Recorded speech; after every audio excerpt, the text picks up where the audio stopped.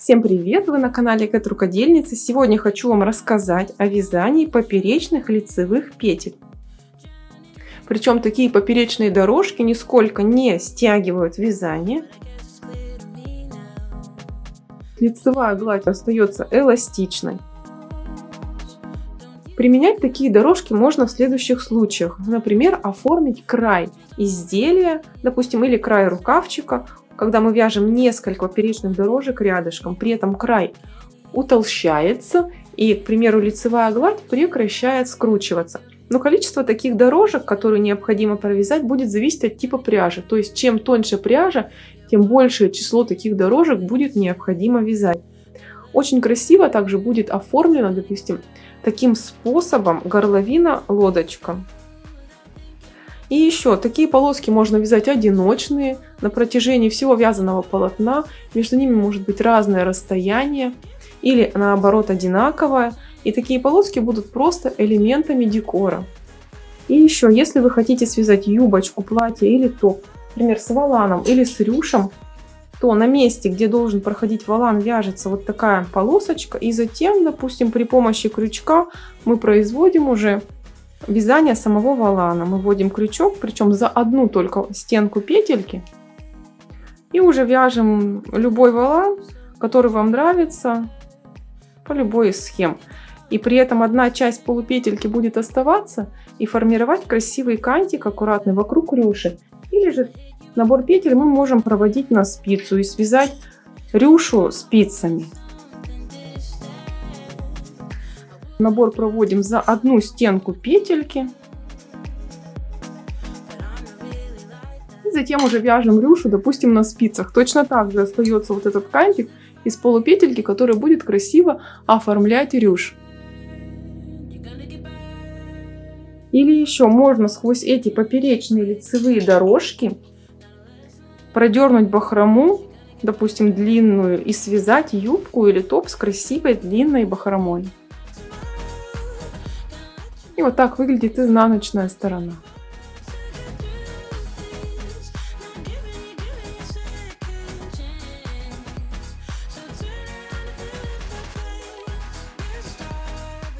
Для вязания лицевых поперечных петель мы набираем любое количество петель, которое нам необходимо.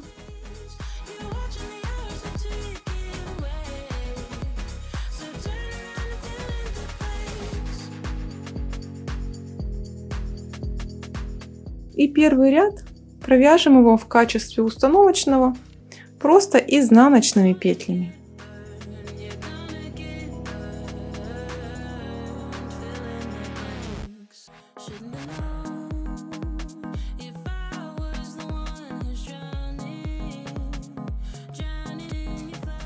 И дальше будем формировать уже наши поперечные лицевые петли. Посмотрите, как мы выполняем. Первую петлю кромочную я снимаю, затем выполняю накид и следующую петлю вяжу лицевой. Теперь ввожу левую спицу в накид, выдергиваю правую спицу из петли и из накида, затем обхожу накид и надеваю на спицу только петлю и накид провязываю лицевой.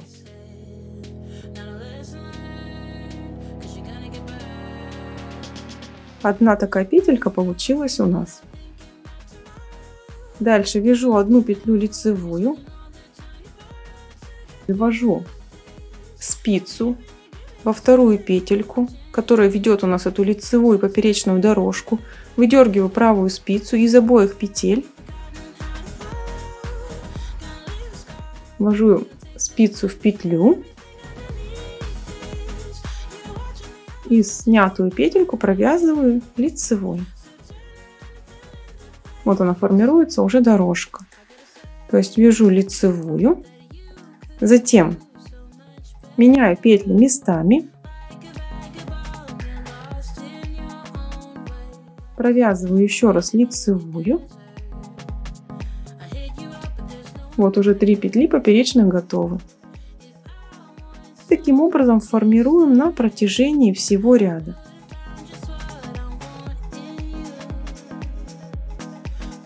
И посмотрите, как мы заканчиваем вязание. То есть точно так же я вяжу лицевую, меняю местами. На левой спице 2 последних петли, то есть кромочная и петля, которая отвечает у нас за вот эту дорожку поперечную, я их обе вяжу лицевой. Вот она получилась, дорожка поперечная. Дальше разворачиваем вязание и изнаночный ряд вяжем просто изнаночными петельками.